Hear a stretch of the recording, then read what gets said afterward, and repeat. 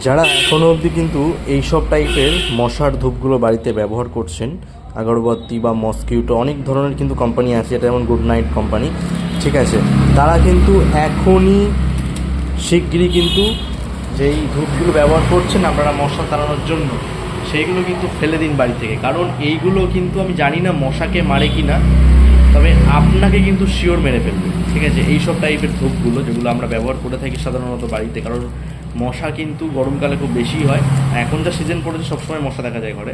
তো মশার জন্য অন্য কিছু ব্যবহার করুন, অন্য কিছু ঘরে জ্বালান যেটাতে আপনার ক্ষতি নেই। হ্যাঁ, তো এইসব টাইপের ধূপগুলো কিন্তু খবরদার ব্যবহার করবেন না, ঠিক আছে, কারণ এগুলো মশা মারে কিনা যায় না, তবে আপনাদের কিন্তু শিওর মেরে ফেলবে।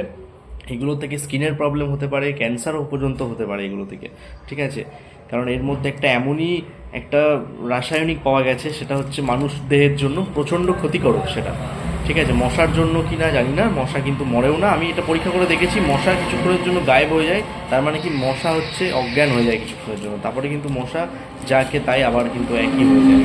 তো আপনারা কিন্তু এখনই যারা বাড়িতে এই সবগুলো ইউজ করছেন, এই গুড নাইট বা মসকিউটো এরম টাইপের মশা মারার ধূপগুলো, শিগগিরই কিন্তু ওগুলো ফেলে দিন বাঁচতে চাইলে, নাহলে কিন্তু আপনার বড় বিপদ হতে পারে।